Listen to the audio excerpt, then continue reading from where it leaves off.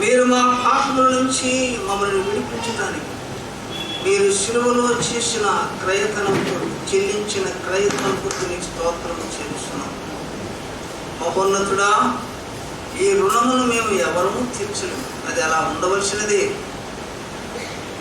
తండ్రి, ఈ సాయంకాలం నిన్ను ఆరాధించుటకును, నిన్ను ఘనపరచటానికిను, నీ వాక్యం వినటానికి మమ్మల్ని ఇక్కడ సమావేశపరిచినందుకు నీకు స్తోత్రం చెల్లిస్తున్నాం. ఇక్కడ ఎంతమంది ఉన్నది లెక్క కాదు, ఎవరు వాక్యం చెబుతున్నది లెక్క కాదు, కానీ మీరుండటం మాకు లెక్కగా ఇచ్చి మీరు మాతో ఉంటే మాకు సమస్తమును ఉన్నట్టు. తండ్రి, మీరు మాకు సహాయం చేయండి. మీరు లేని ఎడల మేము రిక్తహస్తములతో వెళ్ళవలసిన వారిని. మీరు ఉంటే మా హృదయంలో తృప్తిపరచబడి మీరు మాతో మాట్లాడమని ప్రార్థన చేస్తున్నాను. నేను ఏ పాటి వాడను, ఎవరిని నీకు అన్నీ తెలుసు. నీ కృపను బట్టే, నీ ప్రేమను బట్టే నేను ఇక్కడ నిలబడుతున్నాను. నాలో ఏమీ లేదు. నీ కనికరం కొరకు, నీ కృప కొరకు ప్రార్థన చేస్తున్నాను. మీరు మా ఒక్కరితోనూ మీరు మాట్లాడారు. మీరు మా ప్రభుడు, మా రక్షకుడు, మమ్మల్ని ప్రేమించున్నవాడు అని మాకు అర్థం ఇచ్చాడు. మాకు అది అర్థమైతే మేము చక్కగా మిమ్మల్ని తండ్రి గట్టిగా మిమ్మల్ని ప్రేమించగలం. అది అర్థం కానంత దూరము కాలము కూడా మా జీవితంలో అస్తవ్యస్తముగానే ఉంటుంది. మీరు మమ్మల్ని కనికరం చూపించమని ప్రార్థన చేస్తున్నాం. నీ మాటలు మమ్మల్ని తాకున్నట్లుగా చేయమని ప్రార్థన చేస్తున్నాం. నేను బ్రతిమలాడుకుంటున్నాం, నీకు బ్రతిమలాడుకుంటున్నాం ప్రభా, మీరు ఉండమని మీరు మాతో మాట్లాడమని. ఇవన్నీ మా ప్రభు అయిన యేసు నామమున అంగీకరించమని ప్రార్థన చేస్తున్నాం. ఆమేన్. యెషయా గ్రంథము 41వ అధ్యాయము 8వ వచనం. యెషయా గ్రంథము 41వ అధ్యాయము 8వ వచనం. నా సేవకుడైన ఇశ్రాయేలు, నేను ఏర్పరచుకున్న యాకోబు, నా స్నేహితుడైన అబ్రహాము సంతానమా. చాలండి, అది ఒక్క మాట చాలు. నా సేవకుడైన నా స్నేహితుడైన అబ్రహాము సంతానమా. యాకోబుని పిలిచేటప్పుడు ఆ పేరు మార్చి ఇశ్రాయేలుగా మార్చినాడు. కానీ ఇక్కడ మాట్లాడేటప్పుడు నా స్నేహితుడైన అబ్రహాము సంతానం అంటున్నాడు. ఒక స్నేహితునికి దేవుడు అబ్రహామును తన స్నేహితుడిగా చేసుకోవడం ఎంత గొప్ప భాగ్యం. దేవునికి స్నేహితుడిగా ఉండటం కంటే గొప్ప భాగ్యం ఈ లోకంలో ఏముంది చెప్పండి. అంత పెద్ద ఉన్నతమైన పదవి ఇచ్చినాడు అబ్రహాముకు. దాన్ని యూదులు దాన్ని ఎంతో గొప్పగా చెప్పుకునేవారు. మేము అబ్రహాము సంతానం అని చెప్పుకునేవారు. మేము అబ్రహాము యొక్క సంతానం అని క్రీస్తు ప్రభుత్వం వారు ఎన్నోసార్లు వాదించినారు. ఒక దినం నా యోర్దాను నదీ ప్రాంతంలో బాప్తిస్మము యోహాను బాప్తిస్మం ఇచ్చుండగా మీ పాపలకు పశ్చాత్తపడినని చెప్తూ బాప్తిస్మం ఇచ్చినప్పుడు సద్దూకయ్యులు పరిసయ్యులు కూడా అక్కడికి వచ్చినారు బాప్తిస్మం పొందాలని. వారిని చూసి బాప్తిస్మం యోహాను ఏమన్నాడంటే, సర్ప సంతానమా, రాబో ఉగ్రత నుంచి తప్పించుకునేందుకు మీకు బుద్ధి చెప్పిన వాడు ఎవడు? సద్దూకయ్యులను పరిసయ్యులను ఉద్దేశించి అంత గట్టి మాట మాట్లాడాడు. వాళ్ళు అబ్రహాము యొక్క సంతానం అని గొప్పగా చెప్పుకునేవారే కానీ అబ్రహాము యొక్క క్రియలు చేసేవారు కాదు. అందువల్ల అంత గట్టిగా మాట్లాడవలసి వచ్చింది. సద్దూకయ్యులకు పరిసయ్యులకు చాలా వ్యత్యాసం ఉన్నది. సద్దూకయ్యులు పునరుత్థానము లేదని చెప్పేవారు. వాళ్ళు ఎటువంటి మనుషులు అంటే, ధర్మశాస్త్రం ఒకటే మాకు అధికారం, కానీ పరిశీలన చెప్పే వ్యాఖ్యానం మీద మేము ఆధారపడమని చెప్పేవారు. ఇప్పుడు కూడా దేవుని వాక్యం ఒకటి తీసుకుని మరి ఒక రీతిగా మిస్ఇంటర్ప్రిట్ చేస్తుంటారు కొందరు. కాబట్టి దేవుని వాక్యమే మేము ఆధారపడతాం, మీరు చెప్పే వ్యాఖ్యానాల మీద ఆధారపడమని చెప్పేవారు. వాళ్ళు ఎటువంటి వాళ్ళు అంటే ఆ దినంలో సంఖ్యలో చాలా తక్కువ. క్రీస్తు దినంలో పరిశీలక సంఖ్య 6000, వీళ్ళ సంఖ్య చాలా తక్కువ. కానీ వాళ్ళ మీద వీళ్ళే అధికారం చేసేవాళ్ళు, తక్కువ మైనారిటీ వాళ్ళు. ఎందుకంటే వీళ్ళకి ఆపర్చునిస్ట్ అవకాశం ఎటువంటి వీళ్ళవాళ్ళు. ఈ దినాల్లో అదే జరుగుతుంది. అవకాశవాదులకి అధికారం ఎక్కువ ఉంటుంది, న్యాయము నీతిని అనుసరించే వాడికి అధికారం తక్కువ అయిపోతుంది, సత్యం పలికేవాడికి అధికారం ఉండదు. అందుకని సర్పసంతానం రాబో ఉగ్రత నుంచి మేము తప్పించుకుంటూ మీకు బుద్ధి చిక్కున్నవాడు ఎవడని బాప్తిస్మం యోహాను గట్టిగా మాట్లాడినాడు. ఈ పరిశీలన చదువుకి అనుభవించి మీరు అబ్రహాము యొక్క సంతానం అని చెప్పుకోవద్దు. అబ్రహాము నాకు దేవుడు ఈ రాళ్ళ ఉన్న బిడ్డను పుట్టించగలడు. మీరేమంటారంటే మేము అబ్రహాం సంతానం అని గట్టిగా చెప్పుకుంటున్నారు, దానివల్ల కుదరదు అన్నాడు. మీ పాపముల కొరకు, మీ దోషముల కొరకు మీరు పశ్చాత్తాపడవలసింది. అది జరిగితేనే మేము ఫెలోషిప్లో మారు మనసు పొందిన వారి కుటుంబం నుంచి వచ్చినామండి అని అంటారు. దానివల్ల నీకు పరలోకానికి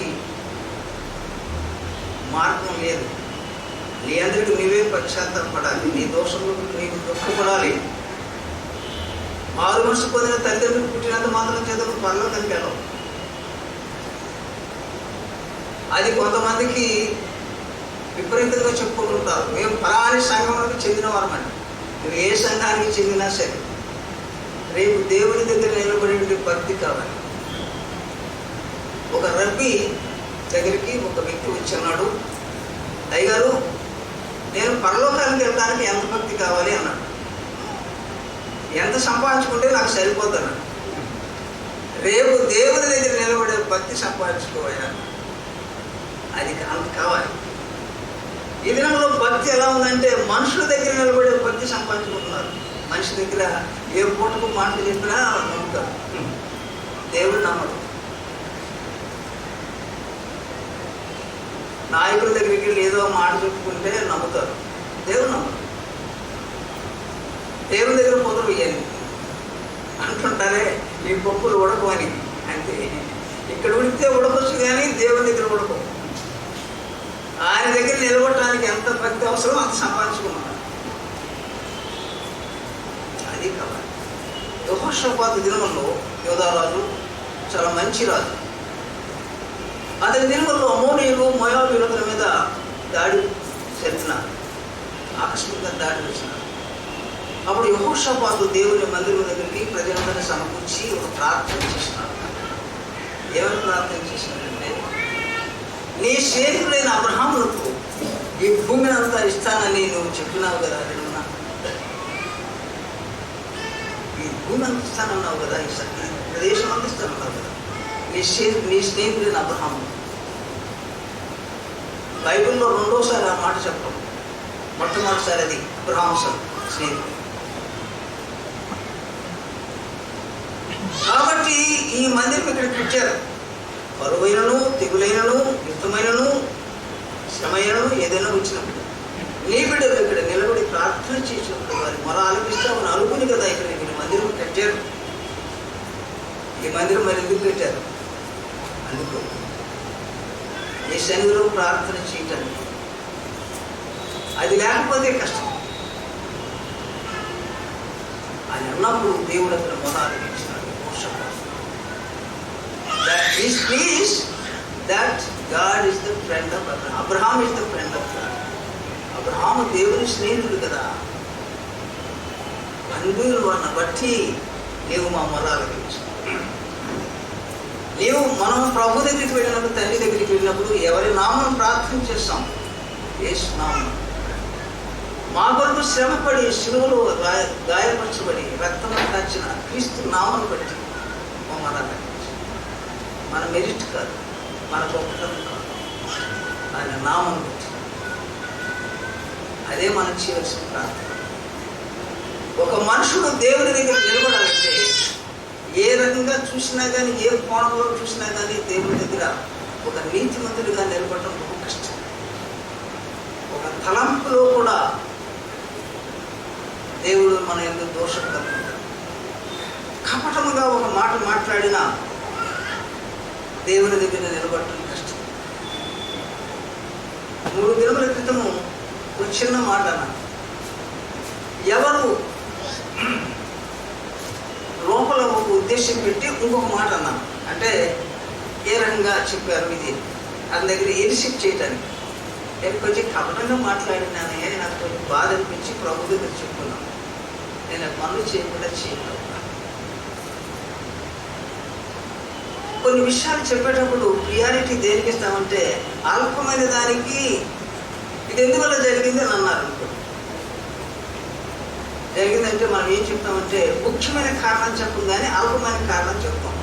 ముఖ్యమైన కారణం చెప్తే మన మీదకే వస్తుంది. మనమే దోషులుగా ఉంటున్నాం కాబట్టి దాన్ని తప్పించుకోవడానికి అల్పమైన కారణం చెప్తాం. అప్పుడు మన మనస్సాక్షి కొంత దెబ్బతింటుంది కదా. సూక్ష్మంగా పరిశీలన చేసుకున్న వాడికి వెళ్తాం ఇవన్నీ అర్థమవుతుంది. చాలా కష్టం దేవునికి నిలబడాలి. మీరు అబ్రహాము సంతానం అని చెప్పుకున్నాను. దేవుడు రాళ్ళ ఉన్న అబ్రహాములకు బిడ్డలు పుట్టించినాడు. మీరు మీ పాపములకు పశ్చాత్తాపడాలని చెప్తున్నారు. సదుపాయాలు అవకాశవాలు ఎలా పడితే అలా మాట్లాడతారు ఏ సమయానికి వస్తారు. కానీ వీరికి పరిశీలన పడదు. కానీ వీళ్ళిద్దరూ ఏకమయ్యారు. ప్రభువు సిలువేసినప్పుడు కూడా వీళ్ళిద్దరు ఏకమయ్యారు. ఒక్కోసారి 2 మనుషులకు పడదు. వీళ్ళిద్దరికి కామన్ ఎనిమిది కూడా ఉన్నాడు అనుకోండి, వాటి మీద వేస్తారు. ఇద్దరికి శత్రువు ఉన్నాడు ఇంకో వాటి మీద వేస్తారు. వీళ్ళిద్దరు ఫ్రెండ్స్ అవుతారు. ఆ ఫ్రెండ్షిప్ ఎక్కువ కాలం ఉండేది కాదు. మనం దేవుడితో సహవాసం చేయటం అనేది గొప్ప భాగ్యం. గొప్ప భాగ్యం. ఒకసారి ప్రభువు దేవుడితో మాట్లాడు. మీరు నన్ను అంగీకరించినలా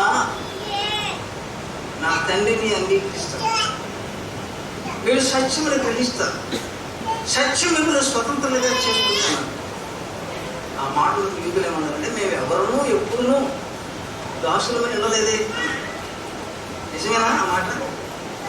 యూదులు ఎప్పటికీ ఎవరికి దాసులుగా ఉండలేదా? ఉన్నారు. 430 సంవత్సరాలు దాసులుగా ఉన్నారు. బబులోనులో 70 సంవత్సరాలు యూదులు దాసులుగా ఉన్నారు. క్రీస్తునకు తిరుమలలో రోమా గవర్నమెంట్ కింద వీళ్ళు దాసులుగా ఉన్నారు. మేము ఎవరికి దాసులుగా ఉండలేదు. నేను పాపంలో ఉండి కూడా నేను పాపం ఏమి చేయలేదు కదా. నేను దాసులను కాదు. ఎవడు పాపము చేయనో వాడు పాపమునకు దాసుడు అన్నట్టు.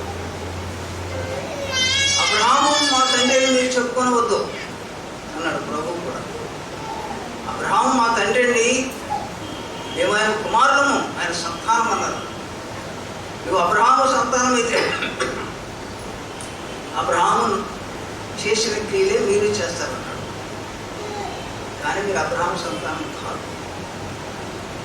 మీ తండ్రి ఇంకొకడు ఉన్నాడు, వారి సంతానం అన్నాడు. దేవుడే మాకు తండ్రి, ఇంకెవరు లేరు అన్నాడు. ఆయన దేవుడే మా తండ్రి ఒక్కడే. కాదు మీరు మీ తండ్రి అపవాది కుమారుడు, సాతాను కుమారుడు.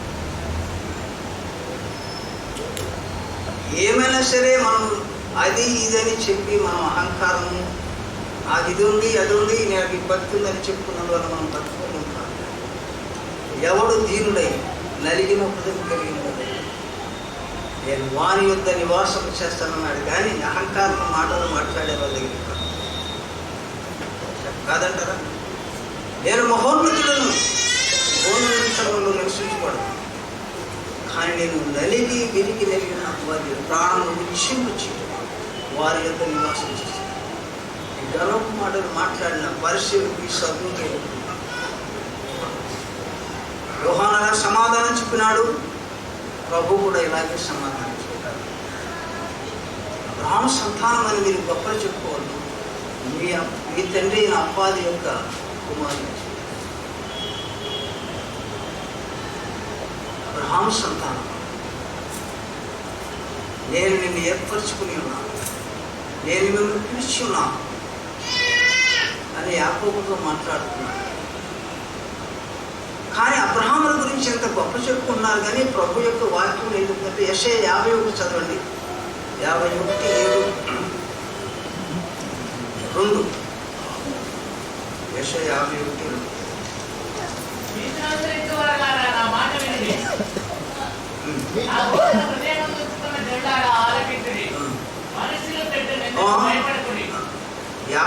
యెషయా 51:2.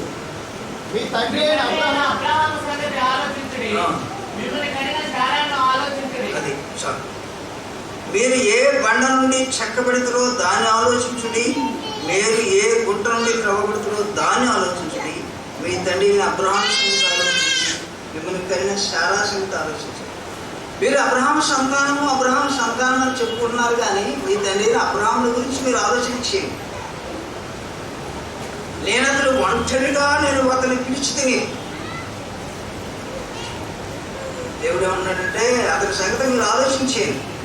అబ్రహాము విగ్రహారాధికుడు, దేవుని ఎరగనివాడు. ఆయన యొక్క బంధువులు కూడా విగ్రహారాధికులే. అబ్రహాము అటువంటి బ్యాక్గ్రౌండ్ నుంచి వచ్చాడు, దేవుని ఎరగనివాడు.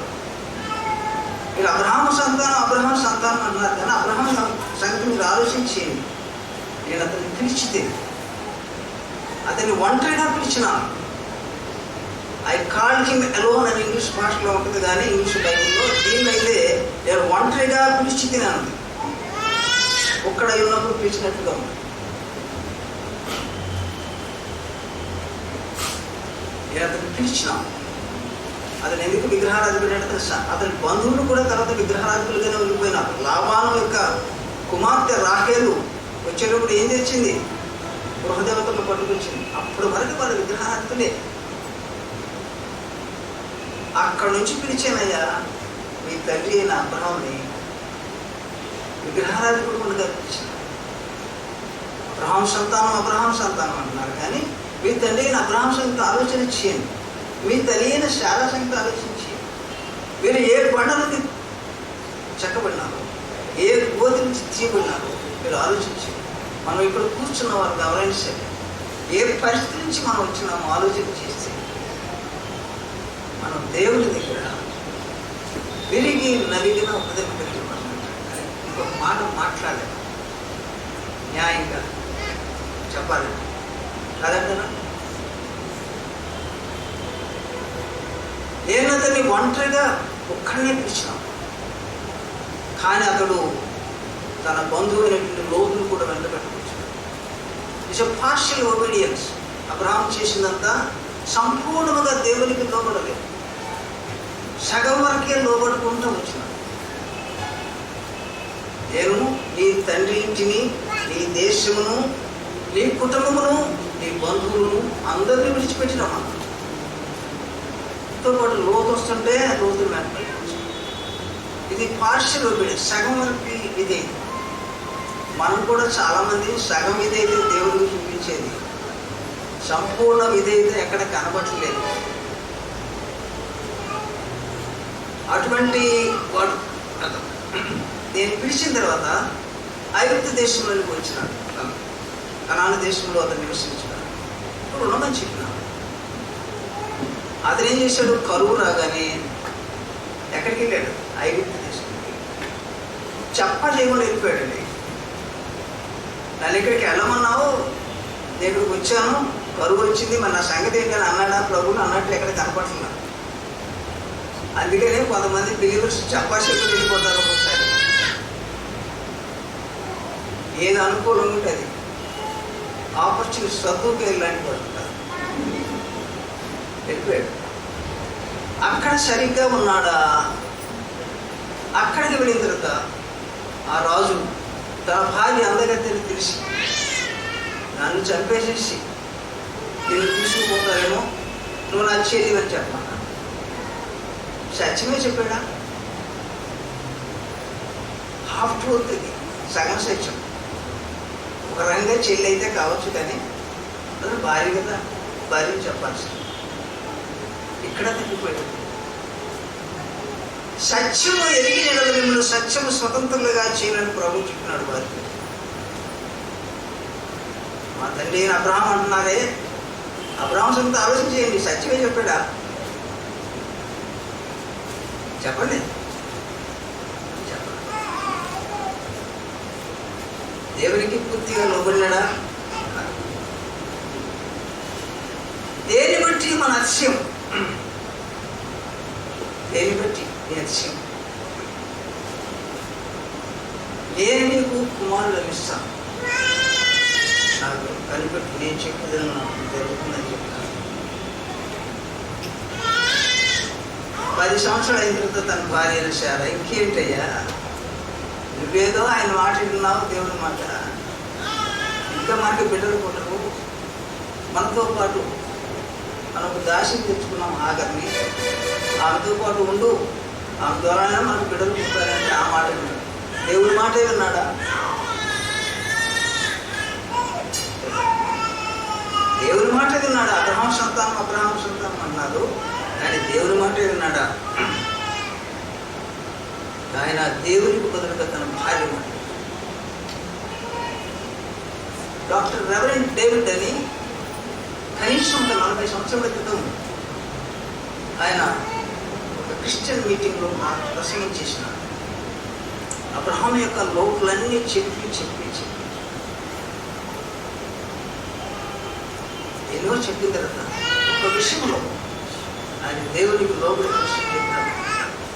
నేను కనీసం 1 గంట సేపు ఏం చెప్తాను, నాకు అది గుర్తుకొస్తుంది. మన లోపల ఎన్నో మైక్రోస్కోప్ అది పెడితే కానీ చిన్నవి కనబడవు, చిన్న వస్తువులు. మన మనస్సాక్షిని దెబ్బతీసేవి మనం ఎన్నోసార్లు అపకల్పనలో పాల్గొస్తాం.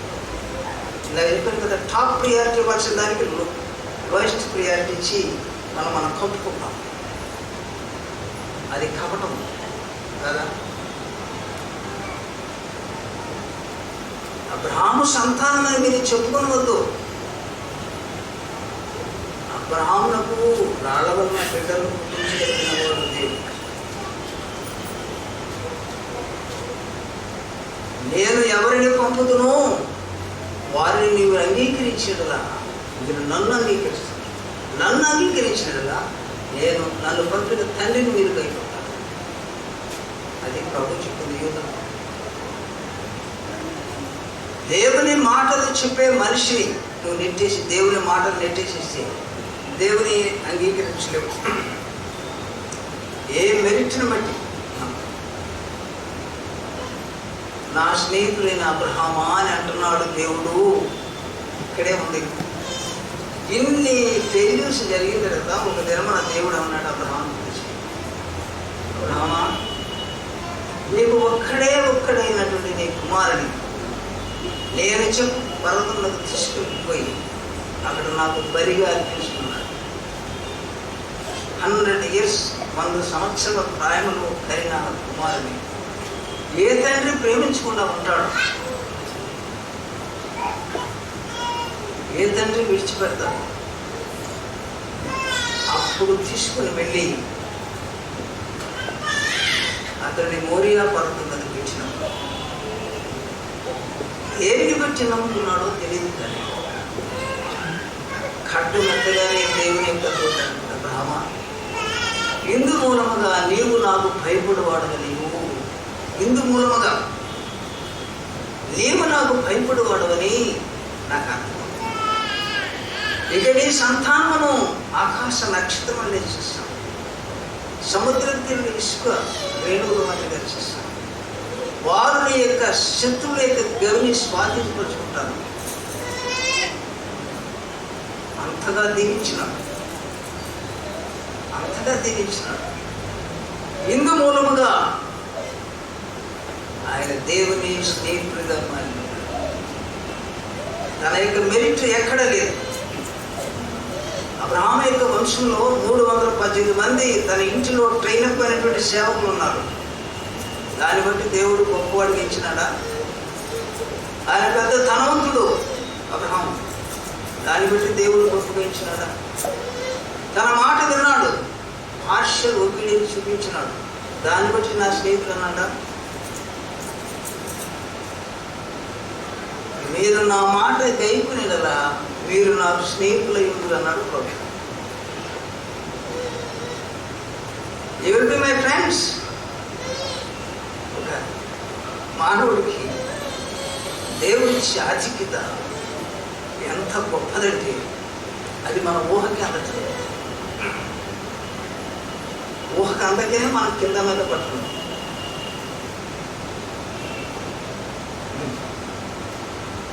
మనం దేవుని కుమార్తెము అని చెప్పుకోవడానికి మనకెంతో గొప్ప. లూయిస్ 15th అని ఒక చక్రవర్తి ఉండేవాడు. ఆ లూయిస్ చక్రవర్తికి ఒక కూతురు ఉంది. ఆ సంస్థానంలో ఉన్నాక గౌరవనీయులైన స్త్రీని చూసి ఒక సినిమా చాలా కోప్పడితే, అమ్మా చిన్నపిల్లవి అలా అంటాం నీకు భాగ్యం కాదు, మంచిది కాదని అంటాడు ఆ పెద్ద ఆవిడ. నేను ఎవరి కూతురునో తెలుసానండి. లూయిస్ 15th యొక్క డాటర్ నేను తెలుసా నీకు అని. ఆమె ఏమన్నా తెలిసిన that I the child of almighty God, సర్వశక్తిని యొక్క దేవుని మాత్రమే. నువ్వు ఆ మాట చెప్పగలవా? నీకెంత ధైర్యం ఉంటుంది? అది కావాలండి మనిషికి, అది కావాలి. అది సంపాదించుకున్నామంటే నిన్ను కొట్టేవాడు ఎవరు నిన్ను ఏమి చేయలేదు. కాబట్టి అబ్రహాము సంతానమా అనే దేవుడు అన్నంత మాత్రం చేత వాళ్ళు యూదులు చాలా అతిశయపడ్డారు. మీరు దాని మీద అతిశయపడదు, కానీ మీ తండ్రి అయిన అబ్రహాము సంగతి ఆలోచించి మీ తల్లి అయిన శారా సంగతి చూడండి. శారా భయంకరమైన అబద్ధం ఆడిందండి దేవుని దగ్గర. ఇప్పుడు మనుషుల దగ్గర ఆడితే సరే, ఏదో సరే అన్నీ తెలిసి దేవుని దగ్గర ఎలా ఆడిందండి. శారా నువ్వు నవ్వేవు కదంటే ఏమన్నారు? నేను నమ్మలేదన్నా సార్, అంత డెలిబరేట్ కదా. ఏమో మరి నాకు అర్థం కాలేదు, కానీ అంత తేలిగ్గా ఎలా అనుకుంటారు. అదే ఈయన అన్నీ ఎరిగిన వాడు, నన్ను చూస్తున్నవాడు. కొంతమంది దేవుడు ఎరిగిన అదే ప్రార్థన చేస్తుంటారు. దగాకోరు మనుషులు చాలా ఉన్నారు. దగాకోరు ప్రార్థన చేసేవాడు. ఈ మనిషి న్యాయంగా ప్రార్థన చేస్తున్నాడా, దగాకోరు ప్రార్థన చేస్తున్నాడా కనిపెట్టగలరు.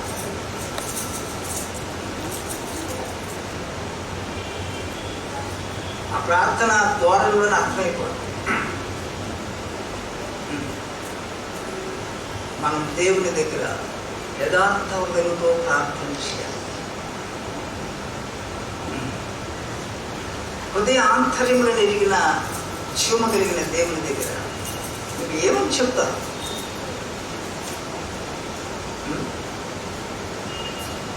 ఇతడు అబ్రహాము నా స్నేహితుడు అన్నాడు. దీనిని బట్టి నా మాట విన్నాడు కాబట్టి ఇతడు నా స్నేహితుడు.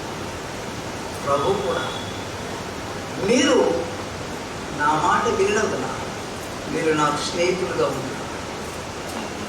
ఒకదేమో నా ప్రభు తన శిష్యుని ఉద్దేశించి ఏమన్నాడంటే,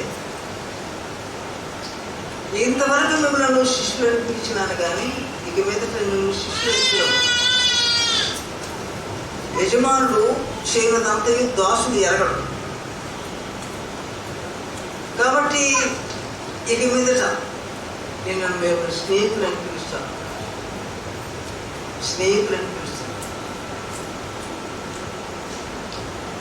ఎందుకంటే నేను ఎరిగి నా పరలోక తండ్రి యొద్ద నుంచి విని విషయాలన్నీ నేను మీకు చెప్పాను. మీకు అన్నీ తెలిసినాయి. కాబట్టి ఇప్పుడు మిమ్మల్ని నా స్నేహితులు అనిపిస్తున్నాను.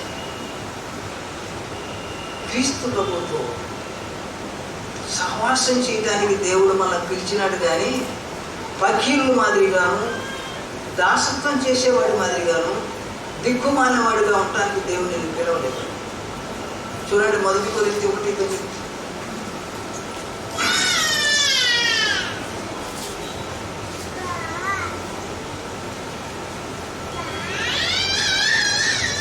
కొరింథీ 1:9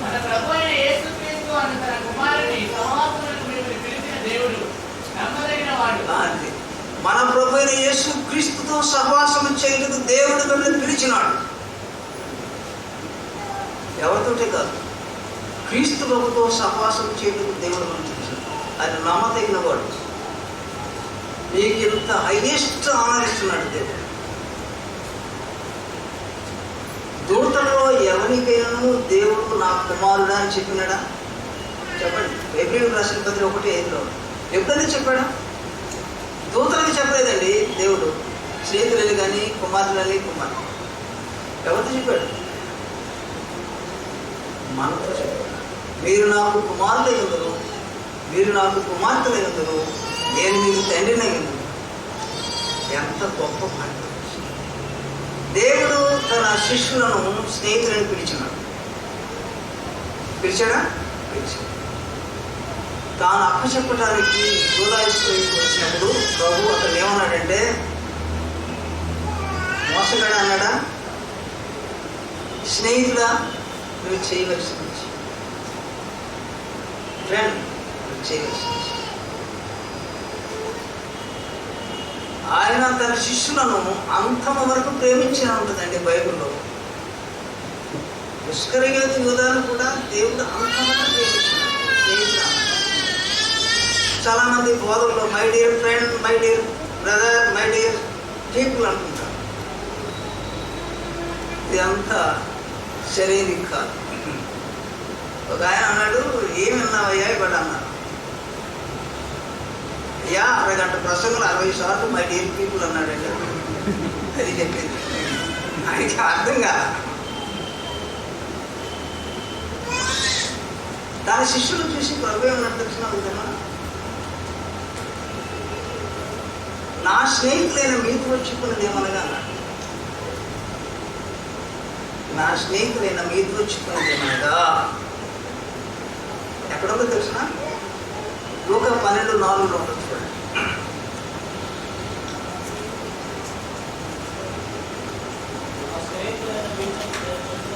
అంతే అంతే దశ అంత సమీపంగా ప్రభు మాట్లాడుతున్నాడండి. మనం ఎంత రెస్పాండ్ అవ్వాలి దేవునికి, ప్రభుకి. ఈ మాటలు మాట్లాడేటప్పుడు మనం ఎంతగా ప్రభువుని తెలియాలండి. ప్రభువుని అంగీకరించిన వ్యక్తికి ధైర్యం ఉంటుంది. ధైర్యం ఉంటుంది. నా స్నేహితులైన మీతో చెప్పుకునేది ఆయన ఏమన్నారంటే, ఈజ్ ఫ్రెండ్ ఆఫ్ సిన్నర్స్ అన్నారండి. యేసు ప్రభుకున్న టైటిల్ ఏంటో తెలిసిన? Greatest title is friend of sinners. యూదులతో ఒకసారి ప్రభు మాట్లాడుతూ, బాప్తిస్మం ఇచ్చు యోహాను తినగకియు త్రాగకియు వచ్చినాడు, అతను మీరు ఏమన్నారంటే దెయ్యములు పెట్టిన వాడు అన్నారు. మనిషి కుమారుడు తినుచు త్రాగుచు వచ్చిన కాబట్టి వీడు తిండిపోతూ త్రాగుపోతూ సుంకలతోటి పాపులతో దిగుతున్నాడు కాబట్టి ఇక పాపులకు స్నేహితులు అని అన్నారు. మీరు అన్న టైటిల్ అదే నాకు, అది నాకు సరిపోతుంది. నేను పాపులకు స్నేహితుడు. అబ్బా, ఒక మనిషికి ఎంత ఓదార్పడింది. What a great comfort it is. What a great comfort. నేను నీ స్నేహితులని పరలోకముందు దేవుని కుమారుడని క్రీస్తు ప్రభు చెప్పాడు. అది నీకు ఎంత ఆదరణ. నువ్వు అన్నావు కదా ప్రభు, పాపులకు స్నేహితుడు అన్నావు కదా, నేను పాపాత్ముడు, దాని కనికరం చూపించినట్టే అది నీకు ఎంత గొప్ప దీవెన అంటావా? నీ పాపం సంగతే నువ్వు చూడు. అనేక మంది మారు మనిషి పొందామంటే పొందుతున్నానండి, ఎప్పుడు పొందుతాడో తెలియదు. దీనికి ఒక ప్రాసెస్ అనేది కాదు. అబ్రహాము దేవుడు నమ్మెను, అది అతనికి నీతిగా ఎంచబడింది. మృతులను సజీవులుగా చేయు దేవుని యందు ఆయన విశ్వాసం ఇచ్చినాడు. ఏని వాటిని ఉన్నట్లుగా చేయగలిగిన దేవుని యందు విశ్వాసం ఇచ్చినాడు. అది అతనికి నీతిగా ఎంచబడను, అతనికి స్నేహితుడిగా ఎంచుకున్నాను. నిన్ను పాపం నుంచి విడిపించేటువంటి క్రీస్తు ప్రభు యొక్క శిలువ శక్తి అందుకు, ఆ పునరుత్థాన శక్తి అందులో విశ్వాసం చేయడా దేవుని కుమారుడుగాను దేవుని స్నేహితుడుగాను తెలుసు. యేసుక్రీస్తు ప్రభు అని నీ నోటితో ఒప్పుకొని వృద్ధుల్లో నుంచి ఆయన సజీవులుగా చేసినాడని హృదయమంది విశ్వసించినలా నువ్వు రక్షించబడు. ఇంతకంటే గొప్ప సత్యం ఏముంది? నీ గొప్ప మెరిట్ని బట్టి కాదు, నీ గొప్ప యోగ్యతను బట్టి కాదు, నీ పెద్ద విద్యను బట్టి కాదు, నీ గొప్ప భక్తిని బట్టి కూడా కాదు. నీ విశ్వాసం ఎంతో నీ యొక్క మెట్టు కూడా అలాగే. కాబట్టి క్రీస్తునందు విశ్వాసం ఉంచటమే అది. ప్రభు కూడా ఏమన్నాడంటే పునరుత్థానం తర్వాత మగ్దలేని మరియతో మాట్లాడుతూ, నేను ఇక తండ్రి ఎదుగు వెళ్ళలేదు, నా సహోదరుల ఎదుగు వెళ్ళి ఇలా చెప్పాలన్నాడు. ఎవరిని? తన శిష్యుని ఉద్దేశించి నా సహోదరులు అన్నాడు. నా సహోదరుల ఎదుగు వెళ్ళి వీళ్ళ చెప్పు, నేను వారి తండ్రి ఎదుగును నా తండ్రి ఎదుగు, వారి దేవుని ఎదుగును నా దేవుని ఎదుగు వెళ్ళుచున్నానని మీరు వారికి చెప్పండి. ఆయన తండ్రి నా తండ్రి, వీరి తండ్రి నా తండ్రి కూడా ఒక్కడే, నేను సహోదరుడు. చౌదరి పురుషోత్తం గారు మారుమనసు పొందిన తర్వాత తనను తనని ఎంతో ద్వేషించినారు, అసహించుకున్నారు, భ్రష్టుడయ్యాడు. ఒక దినమున వారి ఇంటికి వెళ్ళినాడు, అన్నగారింటికి పెడితే భ్రష్టుడైపోయినాడని ఒక గొయ్యి తీసి దానిలో విస్తర వేసి భోజనం పెట్టినాడు. ఏంటంటే భోజనం చేసిన తర్వాత మళ్ళీ మైలు పడిపోతుందని ఆ భోజనం పూజ చేయాలి. ఆ భోజనం చేశాడు. నేను ఇక్కడ చేయను అన్నా, చాలా తీరుడుగా భోజనం చేసిన పైకి వచ్చి, యెహోవా మా తండ్రి కాడ, యేసుడు మా అన్న కాడ, పేతురు సకల అపోస్తులు మా స్నేహితులు, మా చుట్టాలు. ప్రజలు ఎలా ఉంటే ఏంటి నాకు అప్పుడు పాట పాడింది. అప్పుడు రాసిన పాట యెహోవా మా తండ్రి కాడ, యేసుడు మా అన్న. మనుషులు నిన్ను నిందించి హింసించి నీ మీద చెడ్డ మాట్లాడతారు, నేను సంతోషించి దొరుకుతుంది అలా అంటున్నాము మనం. యెహోవా మా తండ్రి కాడ, అంత గొప్ప విశ్వాసం. మీరు నాకు స్నేహితుడు, నా మాట వినరా, మీరు నాకు స్నేహితుడు. తన స్నేహితుడి కంటే ప్రాణము పెట్టి అతను ప్రేమించగలిగిన వాడు ఎవరున్నాడు? వాడు గొప్ప ప్రేమ. ఎవడైనా తన స్నేహితుడి కొరకు ప్రాణం పెట్టిన వాడు గొప్ప ప్రేమ చూపిస్తున్నాడు కదా. ప్రభు తాను చేయబోయే కార్యముల గురించి, స్నేహితులారా నేను మీ కొరకు ప్రాణం పెట్టబోతున్నాను చెప్పాను. తన స్నేహితుడి కొరకు ప్రాణం పెట్టువారి కంటే అధికమైన ప్రేమ చూపించగలిగిన వాడు ఎవడు? అదే నేను మీ కొరకు చేయబోతున్నాను. అదే ప్రభు కల్వరిలో మనందరి కొరకు చేసింది. దానికంటే గొప్ప ప్రేమ ఈ లోకంలో ఏది లేదు.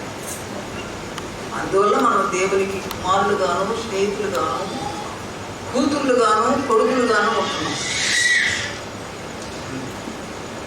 ఒక దినం నేను 5:30 గంటలకు వెళ్ళింది అవుతుంది. నేను ఇద్దరు అనుకున్నాను 5:30 అయి ఉంటుంది అనుకుంటున్నాను అని. మళ్ళీ నేనే అందరికి అన్నాను, ఎప్పుడు ఒకటే ఇది కూడా చదివావా అని అన్నాను. అని ఇద్దరు సరిగ్గా నేను లేచినప్పటికీ గడియారం చూస్తే 5:30 అయింది. ఓహో, దేవుడి యొక్క వాక్యం ముందు నాకు నమ్మకం కలగటానికి దేవుడు టైం కూడా అది నాకు నిదర్శనంగా చేశాను అనుకున్నాను. చూస్తే నువ్వు దేవుని కుమారుడు అని. నాలాంటి వాడికి దేవుడి కుమారుడా ప్రభు అన్నాడు. నాలాంటి వాడికి కుమారుడు చెప్తున్నాడు. ఎందరైతే యేసు నామమున విశ్వాసం ఉంచున్నారో వాళ్ళందరూ దేవుని కుమారులకు ఉంటుందని అధికారం ఇస్తున్నాను. ఒక మనిషికి దేవుడిచ్చే విలువ ఎంత గొప్పదంటే అనంతమైనది.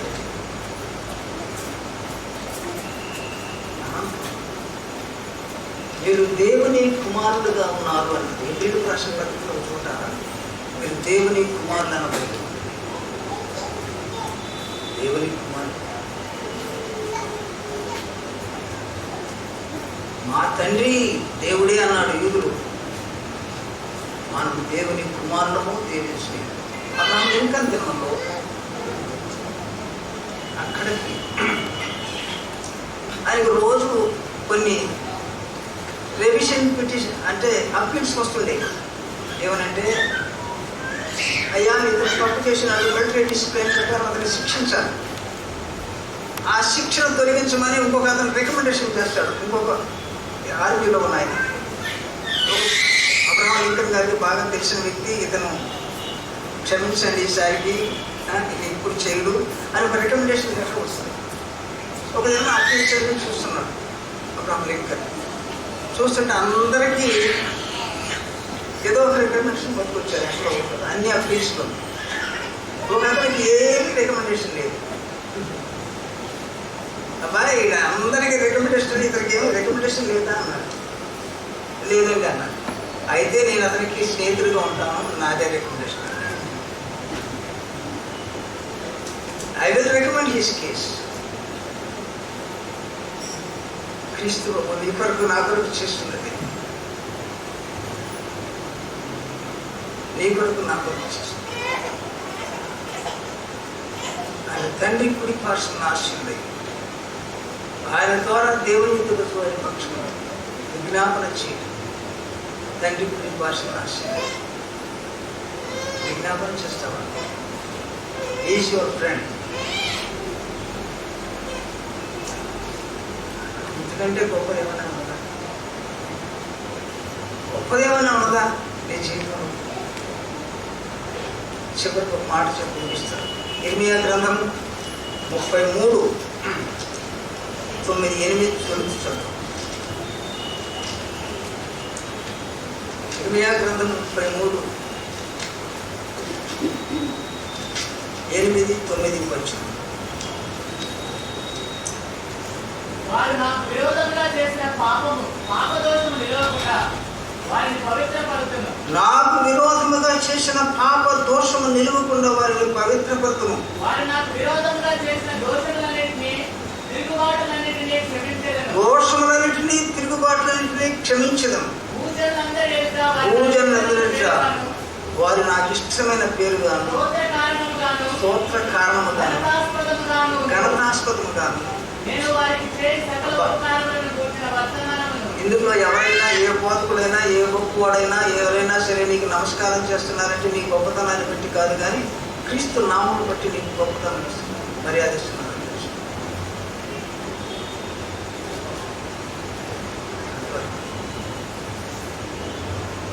ఏ వ్యక్తి అయినా సరే రక్షించడానికి నిన్ను ఘనతకు ఆస్పదంగా చేసిన వాడు దేవుడు. ఒక వ్యక్తి, నేను అనుకుంటాను, ఎవరైనా నన్ను గౌరవిస్తే దేని బట్టి గౌరవిస్తున్నారు? క్రీస్తుని బట్టి తప్ప. నా పాప జీవితం బట్టి ఎరిగిన వాడు నన్ను ఎవరైనా కనపరచగలరా? చెప్పండి, మీరు ఎవరైనా సరే ఎవరో మాట. నేను స్తోత్ర కారణముగాను, నాకు ఇష్టమైన పేరుగాను అబ్రహాం అనే పేరును Abraham father of nations. Abraham అంటే ఫాదర్ ఆఫ్ నేషన్స్, జనములకు తండ్రిగా చేస్తుంది. నాకు ఇష్టమైన పేరుగా చేస్తుంది. అతను నా స్నేహితుడు. మనం దేవునికి లోబడతామా? దేవుని శక్తిని చూస్తాం. యేసు దేవుని కుమారుడని ఎవడు విశ్వసించునో వాడు జీవము కలిగిన వాడై ఉన్నాడు. ఎవడు నా వాక్యముది నిలిచునో వాడు బలవంతుడిగా ఉంటాడు. నువ్వు జీవము కలిగిన వాడు అంటే యేసు క్రీస్తుని విశ్వాసం. నువ్వు బలవంతుడిగా ఉండాలంటే దేవుని వాక్యముది నిలబడి, దేవుడు నిన్ను శాశ్వత కీర్తికి ఆస్పదంగా చేస్తాడు, స్తోత్ర కారణంగా చేస్తాడు. నీ పేరునే మార్చేస్తాడు. నీ పేరు ఎటువంటి పేరైనా కావచ్చు, ఘనతకు స్తోత్ర కాలములకు ఆస్పదంగా చేస్తాను. ఇది దేవునిచ్చే గొప్పది. నీకు కావాలా? దేవునికి గొప్పది. క్రీస్తునందు విశ్వాసం ఉంచు. దేవుడిని నేను క్షమించి నేను యోగ్యునిగా చేస్తాను. ప్రార్థన చేస్తాను. ప్రార్థన చేద్దాం. పిల్లరా, ప్రభు మనకిచ్చేటువంటి దీవెన వ్యర్థంతో యూదులు పరిశీలన అబ్రహాము మా తండ్రి అని చెప్పి అబ్రహాము సంగతి ఆలోచన చేశారా? మీ తల్లి అయిన శారా సంగతి ఆలోచన చేశారా? వారిని పిలిచింది నేనే కదా. అతను నన్ను ఎదుర్కొన్నప్పటికీ అతనికి బిరుదులిచ్చిన వాడు నేనే కదా. నేను ఎరుగున్నావా? దేవుని నేను పిలిచిన వాడు తండ్రియే కదా, నేనే కదా. నేను పిలిచిన వాడు దేవుడే కదా. నిన్ను పిలిచిన వాడు తండ్రి కదా. నీకు ఎంతైనా ఇవ్వడానికి ఇష్టపడుతున్నాడు. ఆయన కుమారుడుగాను కుమార్తెలుగాను ఉంచుకోవడానికి ఇష్టపడుతున్నాడు. మీరు నాకు కుమారులుగాను కుమార్తెలుగాను, నేను మీకు తండ్రిగా ఉంది. మీరు నాకు ప్రజలుగాను, నేను మీకు దేవుడుగాను ఉంది. ఏ పాపి కూడా ఇది నా వల్ల కాదని వెనక్కి తీయటానికి వెళ్ళేది. ప్రతి పాపికి దేవుడిచ్చే పెద్ద అవకాశం. మన ప్రభువైన యేసుక్రీస్తును తన కుమారుడితో సహవాసము చేతుకు పిలిచిన దేవుడు నమ్మదగిన వాడు. నువ్వు నమ్మలేకపోతున్నామేమో, నమ్మదగిన వాడని బైబిలే చెప్తుంది. నమ్మదగిన వాడు. నువ్వు నమ్మినట్లయితే దేవుని కార్యములు చూస్తావు, దేవుని యొక్క శక్తిని చూస్తావు. అబ్రహాము నా స్నేహితుడు, క్రీస్తునందు దేవుని కుమారుడు. క్రీస్తునందు ఆయన శిలువ శక్తిని బట్టి, ఆయన శిలువ మరణమును పునరుత్థాన శక్తిని బట్టి మనం దేవుని ప్రేమ కలిగిన తండ్రి, మాకు ఈ లోకంలో ఎవరు స్నేహితులు లేకపోవచ్చు, మమ్మల్ని ఆదరించేవారు ఎవరు లేకపోవచ్చు, కానీ మీరు మమ్మల్ని ఆదరించే దేవుడు వైపు నువ్వు పాపులతోటి శుంకులతోటి తిరిగినా, పాపులకు స్నేహితులు వారి పేరు పెట్టినా, ఆ పేరు నాకెందుకు పెట్టారు అనలేదు, కానీ అది నేను నువ్వు దాన్ని సార్థకం చేశావు. నాలాంటి దుష్టుని క్షమించటం వల్ల, నాలాంటి పాపిని క్షమించటం వల్ల నిజముగా నువ్వు పాపులకు స్నేహితులు అని రుజువు చేసినావు. నీకు స్తోత్రం. ఇక్కడున్న అనేక మందికి అదే చేసినావు. నీకు స్తోత్రం. ఇంకా నేను ఎరగని వారు ఉంటే ఎరుగునట్లుగా వారి హృదయములకు తెరవండి. ఎందుకు బలవంతులు ఉండేటట్టు యేసు దేవుని కుమారుడని ఎవడు నమ్మను వాడు జీవము కలిగిన వాడు. ఎవడు ఆయన మంది నిలిచినో మాట ఎందు వాడు బలవంతులుగా ఉంది. నా కొరకు మాకు దయచి అబ్రహాము నీ మాట ఎందు నిలిచినాడు, ఆయన బలవంతులు దయచేసినాడు. నేను నమ్ముకున్నాను, నువ్వు స్నేహితులు దయచేసినాడు. ఆ కొరకు మాకును దయచి ఇక్కడున్న ప్రతి